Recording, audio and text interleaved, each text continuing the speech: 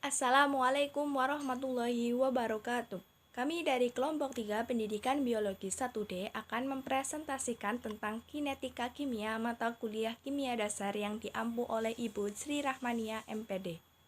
Kelompok 3 beranggotakan 1. Hilda Sivalia Nur Latifah, 2. Nisa Amalia Rohma Al-Faruqi, dan 3. Sylvia Rahmawati. Dalam kinetika kimia, kita akan mempelajari tentang konsep kinetika kimia, teori tumbukan, hukum laju reaksi, faktor laju reaksi, mekanisme reaksi pada laju reaksi. Konsep kinetika kimia dan teori tumbukan akan dijelaskan oleh Saudari Hilda Sivalia Nur Latifah. Kepadanya, saya persilahkan. Sebelumnya, terima kasih kepada Nisa Amalia. Di sini saya akan menjelaskan tentang yang pertama, konsep kinetika kimia. Kinetika kimia adalah studi tentang kecepatan atau speed atau laju atau rate reaksi kimia. Salah satu tujuan utama mempelajari kinetika kimia adalah untuk mempelajari faktor-faktor yang mempengaruhi reaksi kimia. Kinetika kimia merupakan salah satu cabang ilmu kimia fisika yang mempelajari laju reaksi. Laju reaksi berhubungan dengan pembahasan seberapa cepat atau lambat reaksi berlangsung. Kinetika kimia juga membahas tentang konsep-konsep kinetika seperti teori tumbukan, hukum laju, faktor yang menyebabkan laju reaksi, dan mekanisme reaksi pada laju reaksi. Oke, yang selanjutnya tentang pengertian teori tumbukan. Tumbukan terjadi jika dua molekul atau lebih permukaannya saling bersentuhan pada satu titik. Pengertian satu titik di sini adalah jika dianggap bentuk molekul bulat seperti bola. Maka pada pertemuan tersebut jarak antar pusat inti sama dengan diameternya untuk jenis molekul yang mempunyai ukuran sama. Tetapi tidak semua tumbukan akan menghasilkan reaksi kimia. Pada proses tumbukan yang terjadi, di samping ada yang menghasilkan reaksi, juga ada yang tidak menghasilkan reaksi. Tumbukan ada dua, yaitu 1. Tumbukan efektif, 2. Tumbukan tidak efektif. Tumbukan efektif adalah tumbukan yang mempunyai energi yang cukup untuk memutuskan ikatan-ikatan zat yang bereaksi. Sedangkan tumbukan yang tidak efektif adalah tumbukan yang tidak mempunyai energi yang cukup untuk memutuskan ikatan-ikatan pada zat yang bereaksi. Oke, selanjutnya di sini ada gambar tentang tumbukan efektif dan tumbukan yang tidak efektif. Pada gambar tersebut dijelaskan gambar A yaitu tentang tumbukan yang efektif karena posisi tumbukan tepat. Gambar B, tumbukan tidak efektif karena molekul yang bertabrakan sama. Dan yang C, tumbukan tidak efektif karena posisinya tidak tepat. Di sini ada gambar tumbukan menghasilkan reaksi. Yang gambar A, energi tidak cukup tidak menghasilkan reaksi, dan yang B, energi cukup menghasilkan reaksi. Selanjutnya, tentang dasar teori tumbukan. Teori tumbukan yang didasarkan atas teori kinetik molekul gas menyatakan beberapa hal berikut.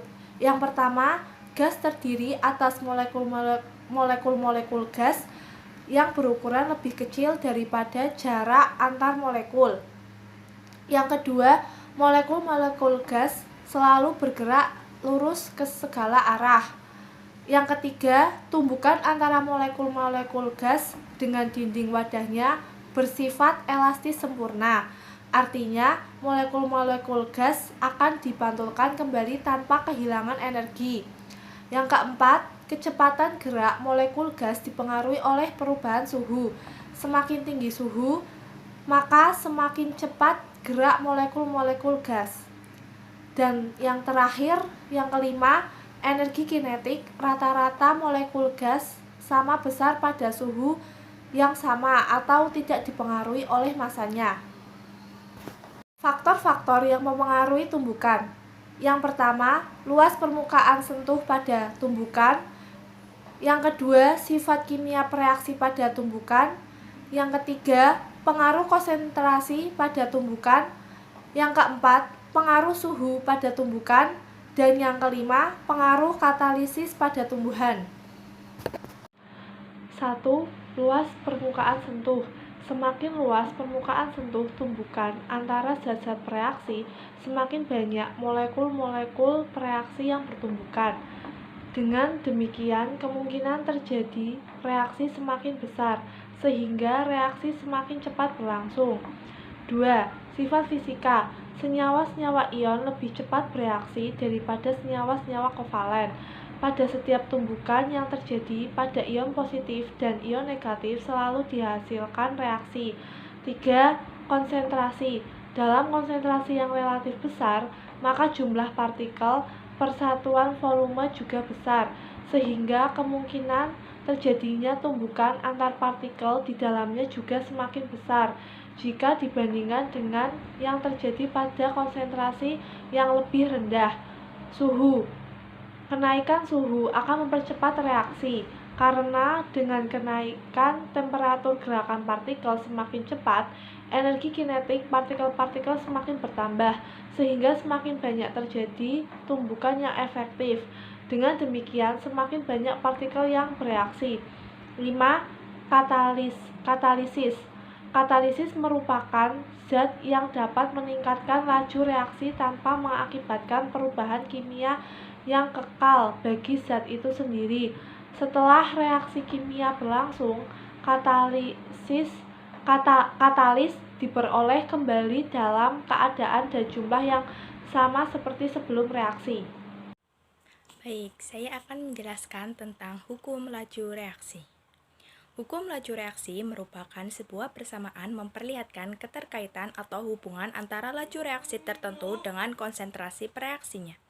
Hukum laju reaksi menunjukkan korelasi antara laju reaksi terhadap konstanta laju reaksi dan konsentrasi reaktan yang dipangkatkan dengan bilangan tertentu atau disebut order reaksi.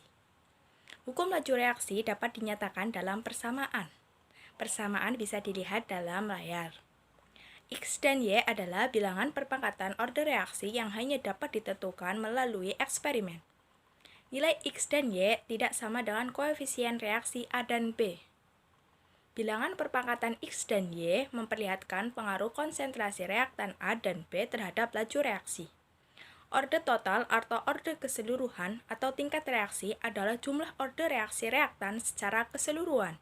Dalam hal ini, orde total adalah X plus Y. Selanjutnya, orde reaksi. Orde reaksi adalah pangkat konsentrasi yang menunjukkan tingkat reaksi suatu zat. Orde reaksi tidak ditentukan dari koefisien reaksi, namun dari data eksperimen, seperti pada hukum laju reaksi yang tadi dijelaskan. Orde reaksi ada beberapa reaksi, yaitu reaksi orde 1, reaksi orde 2, dan reaksi orde 0. Reaksi orde 1 yaitu reaksi di mana laju bergantung pada konsentrasi reaktan yang dipangkatkan dengan bilangan 1. Secara umum, reaksi dengan orde 1 dapat diwakili oleh persamaan berikut. Persamaan untuk reaksi orde 1 bisa kalian lihat di layar, atau bisa teman-teman lihat di layar. Nah, untuk reaksi orde 2 adalah reaksi di mana laju bergantung pada konsentrasi suatu reaktan yang dipangkatkan dengan bilangan 2 atau konsentrasi dua reaktan berbeda yang masing-masing dipangkatkan dengan bilangan 1. Kita hanya akan membahas tipe 1 reaktan yang dipangkatkan dengan bilangan 2. Persamaan reaksi yang terjadi pada reaksi orde 2 bisa dilihat di layar. Selanjutnya yaitu reaksi orde 0. Reaksi orde 0 yaitu di mana laju reaksi tidak dipengaruhi oleh konsentrasi reaktan. Jadi, jika ada penambahan atau pengurangan konsentrasi reaktan, tidak mempengaruhi laju reaksi yang sedang berlangsung. Rumus untuk orde reaksi 0 yaitu bisa dilihat di layar. Jika teman-teman sudah melihat masing-masing dari persamaan untuk orde reaksi, teman-teman bisa melihat grafik untuk masing-masing orde reaksi. Grafik yang pertama yaitu grafik reaksi order 0. Pada order reaksi 0, laju reaksi tidak dipengaruhi oleh konsentrasi zat, maka garis pada grafik tersebut konstan atau mendatar. Selanjutnya, gambar order reaksi 1. Pada order reaksi 1, pertambahan laju reaksi sama dengan perubahan konsentrasi. Apabila reaktan reaksi order 1 dikali faktor N, maka laju reaksi menjadi N lebih besar. Jadi, gambar garis di grafik tersebut garis lurus dengan kemiringan. Untuk gambar yang ketiga yaitu reaksi order 2. Apabila konsentrasi reaksi order 1 dikali faktor N, maka nilai laju reaksi menjadi N 2 kali lebih besar. Jadi, garis pada gambar grafik tersebut kurva lengkung yang naik, karena sesuai dengan konsentrasi reaktan yang berpengaruh pada laju reaksi. Selanjutnya yaitu tentang laju reaksi.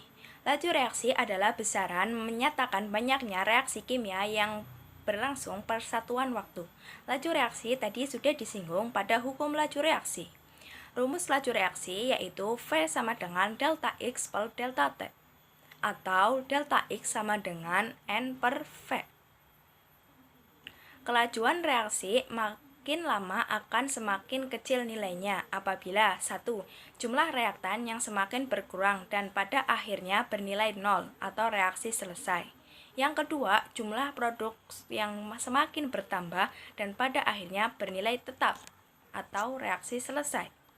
Rumus persamaan laju reaksi dari awal di hukum laju reaksi sudah dibahas, yaitu V sama dengan konstanta dikali A dikali X, B dikali Y.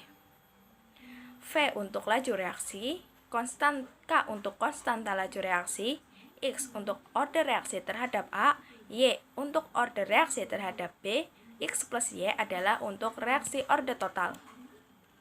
Selanjutnya yaitu contoh soal untuk laju reaksi. Pada eksperimen dalam reaksi 2NO ditambah Br2 menjadi 2NOBr didapatkan data eksperimen. Data eksperimen bisa teman-teman lihat pada layar. Pertanyaannya, tentukan persamaan laju reaksi untuk persamaan di atas. Untuk mencari order reaksi NO, gunakan data per eksperimen yang memuat konsentrasi Br2 dengan nilai tetap, yaitu terdapat pada eksperimen 1 dan eksperimen 2.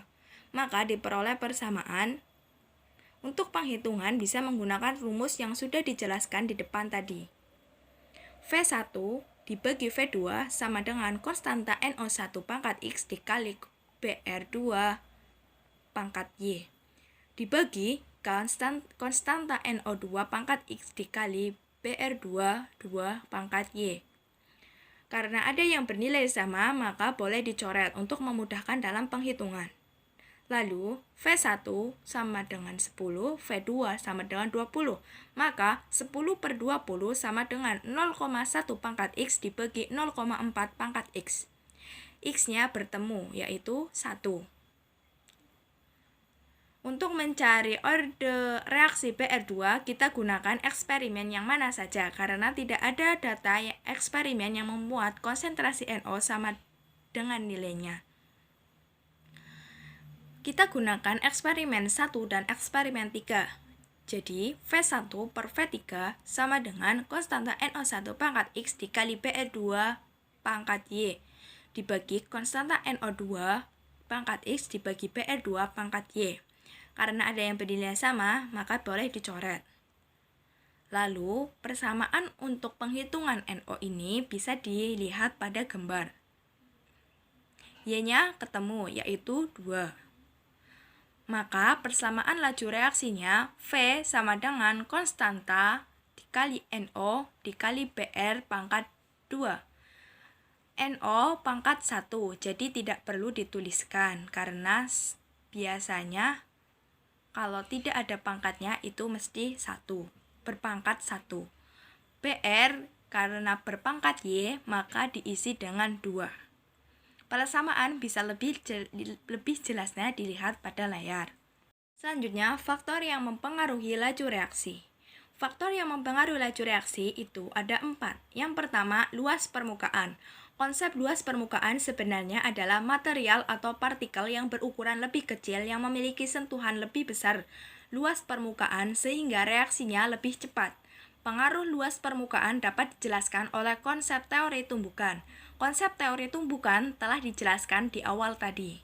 Reaktan ukuran besar atau luas permukaannya kecil yang sama akan memiliki massa yang lebih kecil, sering terjadi tabrakan daripada reaktan ukuran kecil namun luas permukaan besar.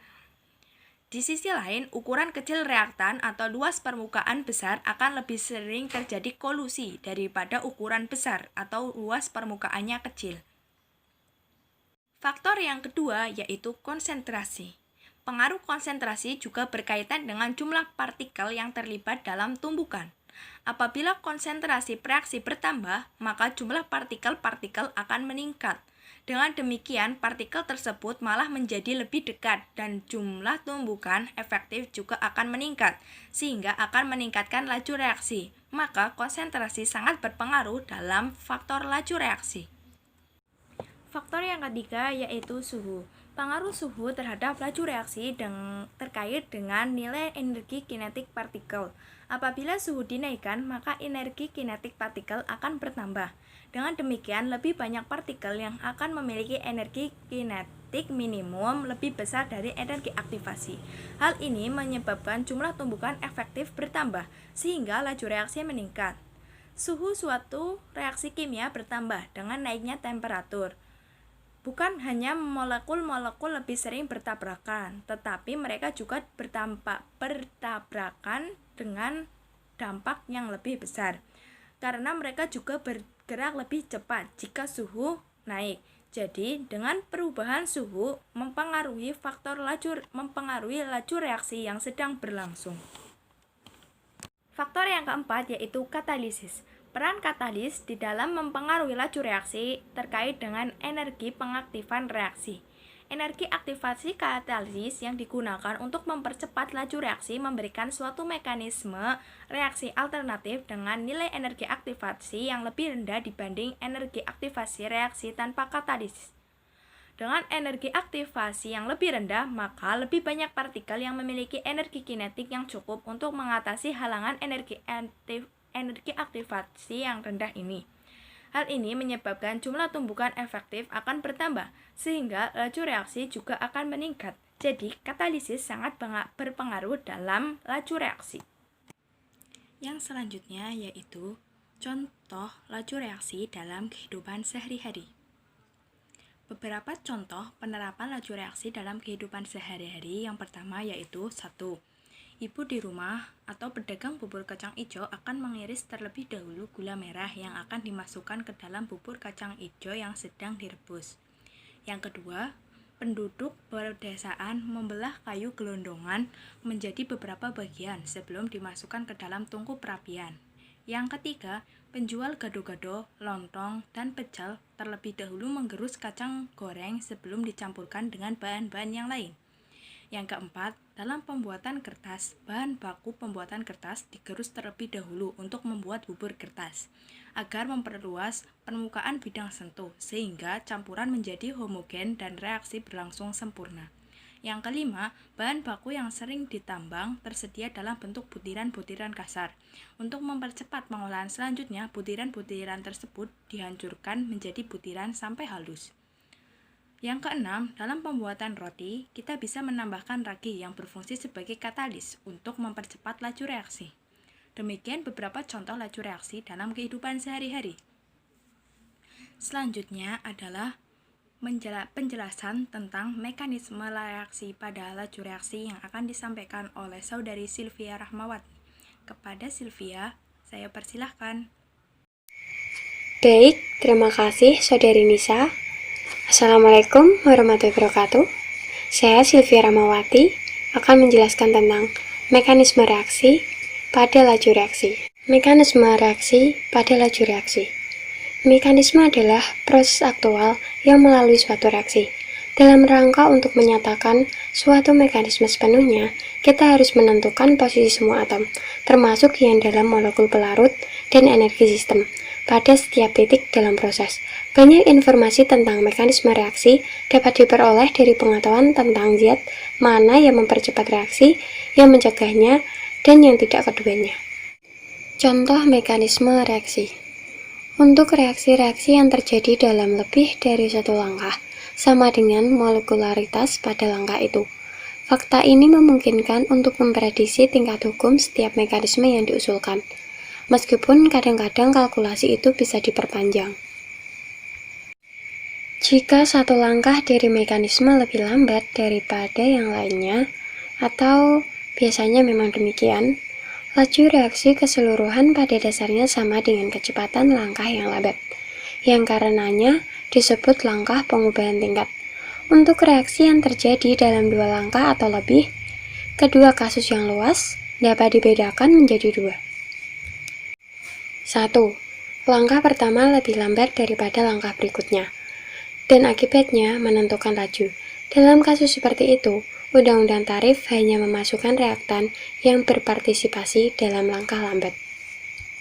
Sebagai contoh, jika reaksi A plus 2B menjadi C memiliki mekanisme A plus B mengalami reaksi perlambatan menjadi I, dan I plus B mengalami reaksi percepatan menjadi C, di mana I adalah perantara. Maka reaksi order 2 dengan hukum laju diperoleh Wright sama dengan min konsentrasi A dibagi waktu sama dengan konstanta dikali konsentrasi A dikali konsentrasi B. 2. Jika langkah pertama bukanlah penentu tarif, penentu undang-undang tarif biasanya jauh lebih rumit. Sebagai contoh, pertimbangkan mekanismenya, di mana langkah pertama adalah pencapaian kesetimbangan yang cepat, diikuti oleh reaksi lambat, menghasilkan C. Demikian presentasi kelompok 3. Semoga presentasi yang telah dijelaskan menambah wawasan dan menambah ilmu pengetahuan untuk kita. Kami dari kelompok 3 mohon maaf apabila terdapat banyak kesalahan dan tutur kata yang kurang berkenan. Terima kasih atas perhatiannya. Wassalamualaikum warahmatullahi wabarakatuh.